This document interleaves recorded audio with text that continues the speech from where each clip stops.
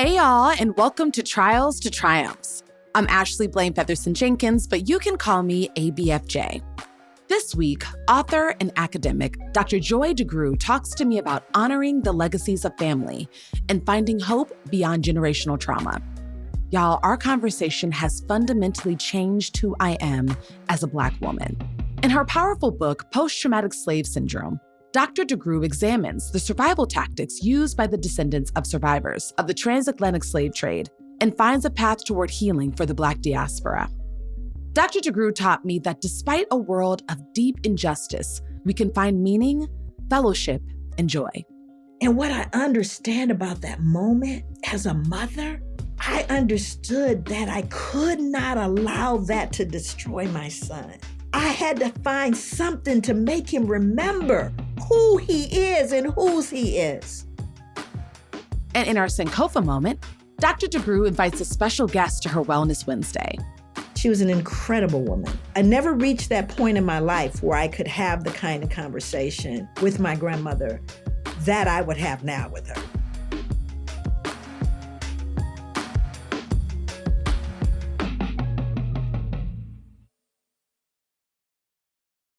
Dr. DeGruy, I am elated to have you on the show. I read your book, Post-Traumatic Slave Syndrome, and it changed my life. And so with having this platform, I knew that I needed to have you on here to talk to me more in depth about your studies and your research, but also to our amazing listeners who, if they are aware, I want them to know more about it. But I also, if they're not aware, I want them to know about it.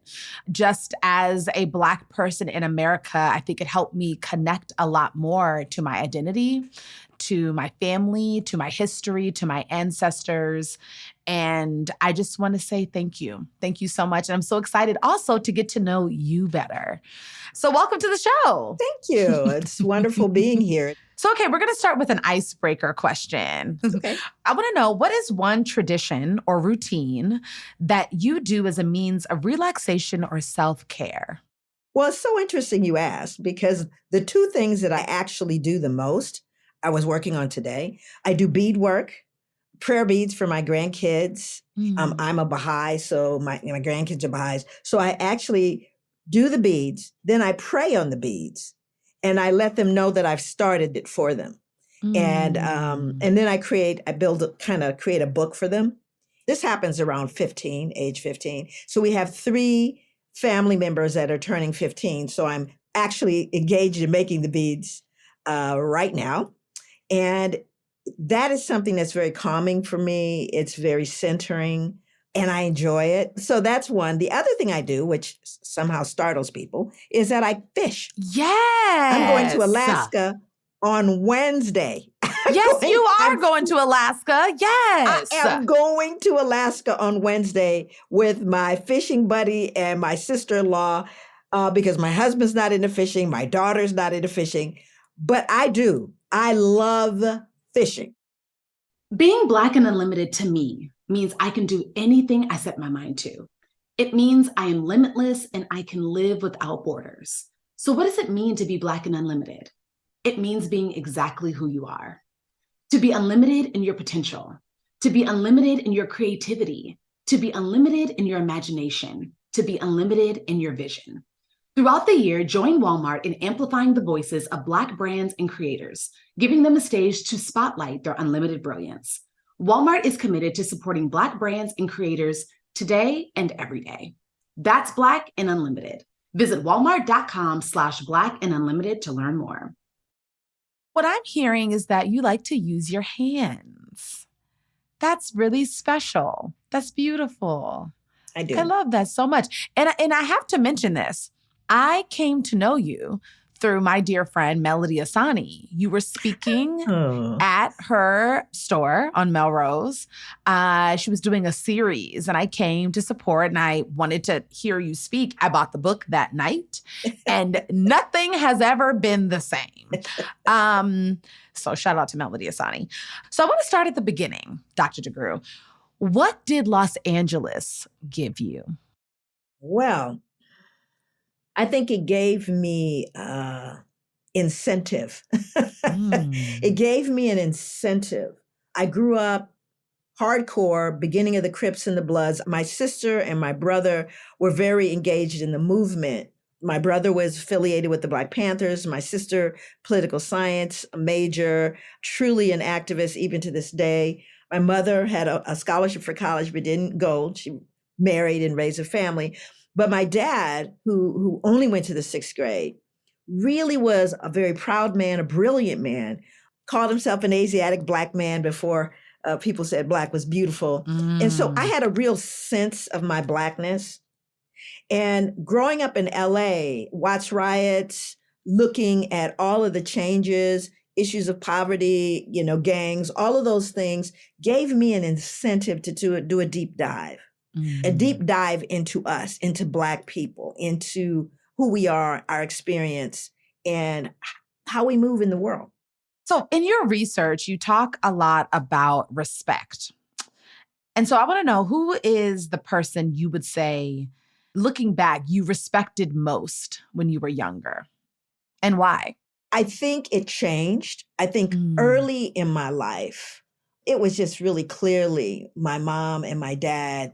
I was daddy's little girl, so he was everything to me. So I would say it started with my dad. But as I got to be a little older, it became my big brother. And what was it about your big brother that really garnered that respect and admiration? Two things. One is everything my brother learned, he shared with the family. As he became aware of things, he made everyone else aware of things. My sister had gone off to college, and she was really my idol. I looked up, I just wanted to be her when I grew up. But my brother was someone I had tremendous respect for because he was willing to be himself, his authentic self, no matter who was in the space. He was consistently him all the time. When you were talking about your brother, I kept thinking that it reminded me of being a part of a village. He would gather information and gather knowledge, gather experiences, and come back and share it with the tribe, who was his family. And that person in the village or in the family is always very respected. So the griot. Yeah, yes. That's exactly what I come from a family of griots. Wow. That's truly, my father was truly a griot. I want to talk a little bit about embracing your Blackness in the 60s. I want to know, what did that look like for you then? And I also kind of want to know, what does it look like for you now? It was during that time, those very tender years, that I began to know that something was amiss about how the world looked at us and how the world treated us. I remember, and I'll tell people this on my lectures, I'll say, you'll be in a space, and where I was, when Black people got mad at each other and they would, curse each other out or whatever, before they would call you outside of your name, they'd call you Black. You Black, fill in the blank. You Black, fill in the blank. And somehow in my little head, I'm going, but you're Black. You know what I'm saying? Yeah. But the statement of calling me Black, the motivation is to hurt you even more. You Black. Do you see what I'm saying? And so for me, as a child, I'm trying to understand why you're trying to beat me up with my Blackness. Why are you trying to hurt me with my Blackness? You're Black too. And that's where really I began to say, something's not right about this. Wow. And that's that inquiry about, why do we do that? Why do we do that to each other? I didn't have the answers, but I knew there was something wrong, and it was very sad. I remember early on, seeing a Black girl, and she was like you. Matter of fact, when I think about it, she looked like you. Oh, wow. Beautiful. And I stopped and I said, my God, you're so beautiful. And she screamed at me. She assumed I was making fun of her, that I was pretending or something. And it hurt me so bad. It hurt me so bad. It hurt me, not that she got angry, but that she would think that she wasn't as beautiful as she was, right? Yeah. Those are the moments that really jolted me, where I realized that what has been done to us and what we have done to ourselves and what we have failed to do has really created a lot of triggering and a lot of hurt and harm. Yeah. Wow. I want to dive in to talk about your book. But before I go there, I just want to say I'm so grateful to my parents for really making sure that I embraced being a beautiful, dark-skinned Black girl. And I might have said this before on the podcast, but I'm going to say it again because the story you just told, but I have an early memory of coming home from school. And I was telling my mom a story about a girl at school. And I was like, yeah, Mom, she was dark like you. And my mom, we're the exact same complexion. Me and my mom and my dad are basically the exact same complexion. And she looked at me and said, dark like me? You're dark too. And I was like, no, Mom, she was, I was even trying to make a distinction between me and my own mother. Wow. And she took me in the powder room. And, I was little, so she was standing, nice and tall and beautiful behind me. And she said, do you see us? And I said, yes, Mommy. She said, we are the same. I'm dark, you're dark, and that's beautiful. There's nothing wrong with that. And my mom had to make me realize, you're going to get this through your head at 8, 7, however old it is. That's you too. Don't be confused about that. That's you too. And that's beautiful. And after that, it all clicked for me. And I'm just happy that I got it early. But I understand how, depending on your upbringing, it could turn out a lot different. Absolutely. Dr. DeGruy, I want to know 2 things. I want you to explain to us what post-traumatic slave syndrome is, but I also want to know, where were you at in your life before you wrote this book? Like, what was the moment before? That's what I want to know. Okay. So post-traumatic slave syndrome is very much what it sounds like. It is looking at multi-generational trauma in people of African descent. It is looking at the long-term impact of, one, something starting with American chattel slavery, but didn't end there. That's the problem. That's why when people talk about slavery, they talk about it like it ended and everybody was fine. What followed American chattel slavery was, even in some ways, even more brutal. We're talking about the thousands of lynchings. When you go to the Montgomery Lynching Memorial, when you go back and you see the Legacy Museum, you're looking at what followed slavery was even more trauma. Right? You had Jim Crow, you had these mass incarcerations happened after that. We know the lynchings, all of those things. So what happens? Let's do the math. However long you look at slavery. Now we look at 1619, but people were actually enslaved prior to that, as early as the 1500s. So let's just say, roughly 300 years of enslavement. During that period of enslavement, and I do this so that people can do the math in their head, and people aren't talking about, you're talking about something that happened back there. Okay, I'm going to bring it all the way up to today. So you have 300 years or so of slavery. People beating you, branding you, raping you, selling you. Question, did we get any help? Other than, of course, our natural healers that may or may not have been present, did anybody come in to help? No Dr. Phil. Nobody showed up for us, right? For all of those years, generations of people being brutalized. Okay, no help. Then you got freed. Was there any help then? In other words, did they go, about almost 300 years, we've done some horrible things to you. You don't even know your names. You don't know where you came from. You sold away your families. We raped your daughters and your boys and your sons. And we did all this stuff to you. We're going to give you some group therapy. Something. Did we get anything?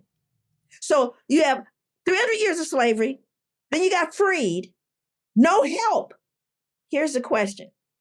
after that, did the trauma continue? You bet it did. So 300 years of trauma, no help, freed, no help, more trauma, post-traumatic slave syndrome. I'm suggesting that we are extraordinary people because obviously we have agency. Obviously we have skills and resilience. I hate that word. We overuse it. We did all that, but we're human beings. And when we start talking about trauma, when people talk about trauma, listen, my God, if you were in a room with me, let's say we're all together, whoever the audience is going to be, we're all together. And on the front row, someone stands up and shoots somebody on the front row. The person that they shot, we know they're traumatized, right? Yeah, they're traumatized. You shot somebody. That person's traumatized. The people who saw you shoot them are traumatized. The people in the hall that didn't see it, heard it, found out who it was traumatized. The family that lives a whole state away, heard about it, were told on the phone that their loved one was shot. They're traumatized. Now, there could be a person sitting 2 rows back, saw the whole thing. Someone interviews them. How was it terrible? How was it? It was really bad. All the shots, it was scary and blood everywhere. When's lunch? Not traumatized. So everyone's not traumatized by even a traumatic, what anyone would agree was a traumatic event. But when we talk about American chattel slavery, we're not talking about a single event. Yeah. If a person who hears about someone they love being harmed has to be put on medication and have people talk to them softly twice a week, what do you think happens when you have hundreds of years? What do you think? Yeah, we are resilient. Yes, we are. We have agency, but we're human beings and we have also been injured. Yes. And not only have we never talked about it, for fear of anyone telling us, oh, get over it, which they don't tell to anyone else that has had trauma. Not only can we not talk about it, we don't even know what to do with it. When we see it, we don't know what it is. And so when I wrote the book, I just gave a name to it. If you don't like the name, give it another name. I don't care, but you're not going to tell me. Even as 30-some years of being a clinician, I'm not seeing what I'm seeing. Yes. And part of it represents itself in what we've been talking about. How do we get there if we don't begin to address the nature of the injury? And so for me, that's where it was. That's what it is. It's saying, yes, we have strengths, we have skills, and we have parts of who we are that's intrinsically Black that make us whole no matter what. We're always going to be whole people. We're not broken people. We're not pathologized people, but we are people. And we're trying to manage stuff that we weren't even allowed to talk about, let alone confront. So when I think about where I was before post-traumatic, let me tell you, I called it my angry years. I think that if I was a person that had high blood pressure, I'd be dead. Okay, I don't have high blood pressure because I had years of just being angry. I mean, I would look at the injustice, the inequity, the disproportional injury and assault, and I would get mad, right?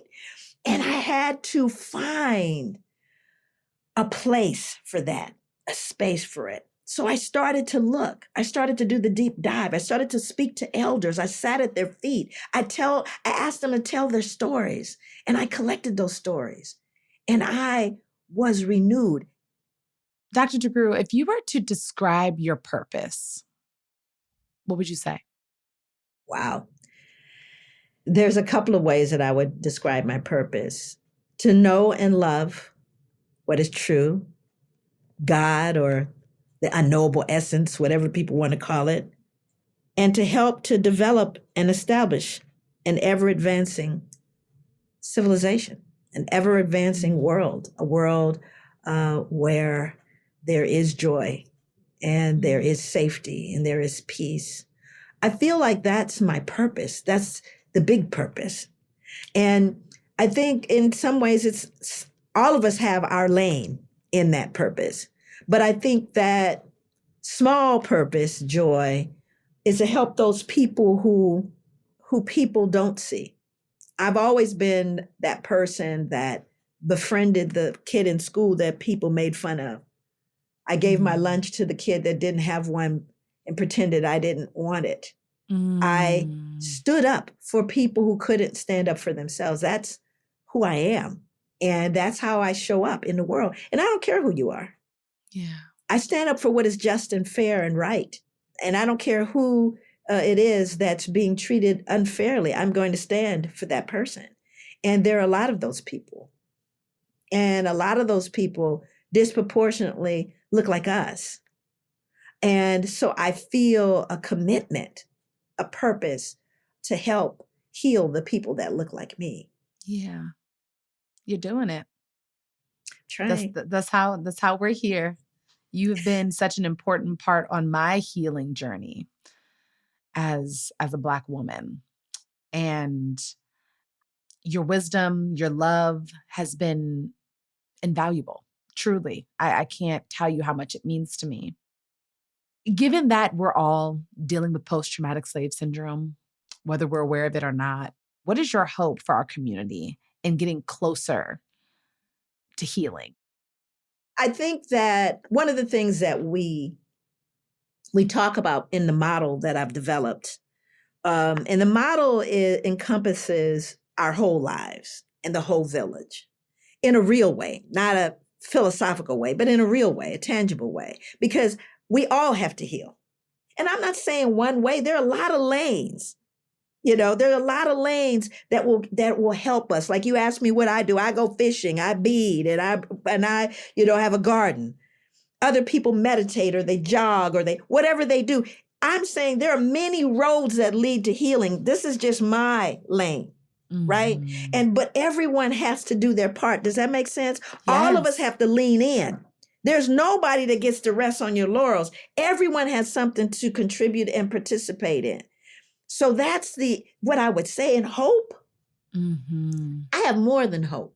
I have more than hope. And I will tell you I will tell you a story. I love it. You're the best. I will end it with a story because it's the best way for me to explain that process. So okay. I have two sons. I have my older son, who, my goodness, he's in his 40s. My younger son is in his 30s. And they were young at the time. My younger son was 19, and he was actually meeting his brother. This is Portland, Oregon. Okay. I own that. That's my fault. Okay, with Portland, Oregon. I own that. My son has an apartment. His brother accidentally dropped his ID, and they were meeting downtown Portland so he could give him back his ID. My son is standing on a street. Now, you got to understand, you're a fly in milk if you're Black in Portland, right? It's a very white city. So he sees his brother, my other son, across the street. He steps off the curb from about maybe a foot from the crosswalk. Police car turns the corner. Little lights, little thing comes on. My son then steps back onto the curb. So he didn't walk. He just stepped off the curb. The police turned the corner. He stepped back on the curb. Policeman comes up to him and says, improper use of a crosswalk. I'm going to have to cite you for that. He said, but I didn't cross. While he's dealing with this police officer, my other son is on the other side of the street. He calls me on the phone because he sees the police harassing his brother. Each time he tries to step off the curb, he's told by another police officer because now there are 3 police cars. Remember the infraction. He stepped off the curb and back on. So now a white couple with a crib and a baby, cross in the middle of the street, right next to my son. And my son goes, look. And that officer says to the couple, please use the crosswalk. Oh, sorry, officer. They continue across the street. But they don't let my son go, right? So now my son is feeling very anxious because now there are 3 police cars. He's saying, I didn't do anything. I didn't cross the street. Lower your voice. Lower your voice. His brother's agitated. I'm 3,000 miles away in New York. I say to my older son, give the police officer near you the phone. Give him the phone. So he says, my mom wants to speak with you. I can't speak with her. I don't have time. I could hear him on the phone. I said, tell him my name is Dr. Joy DeGruy. I'm a professor at Portland State University. Oh, now he'll take the phone. I explained to him what has happened to my son. At this point, my son is handcuffed in the back seat of a police car. As I'm talking to this other police officer. Remember the infraction? Yes. So the police officer goes, we'll let him go with a warning this time. He was just causing, a disturbance, and, we'll let him go with a warning. I say to my older son, when you get to your brother, give him the phone so I can speak to him. So they take my younger son out of the car. They take the handcuffs off of him. I'm telling you this deliberately in this way. He reaches in his pocket to actually get the ID that he had come to give to his brother. When he put his hand in his pocket, all the guns were drawn. He could have lost his life in that moment. But here's the thing. They checked him before they put him in the car. Where would the gun have appeared? So he hands his ID to his brother. I said, Hassan, give your brother the phone. He says, Mommy won't take it. He won't take the phone. He won't take the phone. He was humiliated. I said, just give it to him and tell him he doesn't have to speak. I'm going to speak to him. So as he picks up the phone, I said, this is what I want you to do. I want you and your brother to start walking and just listen to my voice. And let me know when you get 2 blocks away.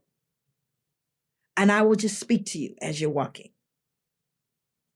He gets 2 blocks away and he burst into tears. And he says, Mom, they're going to kill me, Mom. It doesn't matter that I'm a good person. It doesn't matter, Mom, that you raised me to be right, to be spiritual, to be up high. It doesn't matter, Mom. They're going to kill me. They're going to kill me. I need you to know I was 3,000 miles away. Oh, God. And I said to my son, how dare you? How dare you say now that you can't do it? Do you understand the shoulders that you are standing on, son? Do you know who paid for you to be here? People with 100 years of slavery behind them and 100 in front of them. Were it not for them, you wouldn't be standing. Don't you dare tell me now you can't do it. And he said, Mom, I'm so sorry. I'm so sorry. Yeah. I lost myself. I cried for 2 hours after that phone call. Yeah. And what I understand about that moment as a mother, I understood that I could not allow that to destroy my son. I had to find something to make him remember who he is and whose he is. But that made me know. And when I say that, can you imagine seeing 100 years of slavery, people beating, raping, and telling your child it ain't gonna always be this way? Someone believed that when there was 100 years still of slavery in front of them. That's who we are. So I have more than hope. We've already proven it. We've already done it. We haven't arrived, but we've all agreed to take the trip. I just feel so blessed in this moment. I feel incredibly blessed. Oh, wow. Dr. DeGruy, what would you say has been your takeaway from our conversation today? Oh, confirmation. I love my people, and they love me back. And they love me back. Yeah. My takeaway is to always continue to seek knowledge. Because in seeking knowledge, it led me to you. And that changed my life. So I just want you to know I thank you, I love you, and I honor you, Dr. DeGruy. I honor you in your work deeply. Thank you so much for coming on. Thank you so much. You honor me, I honor you.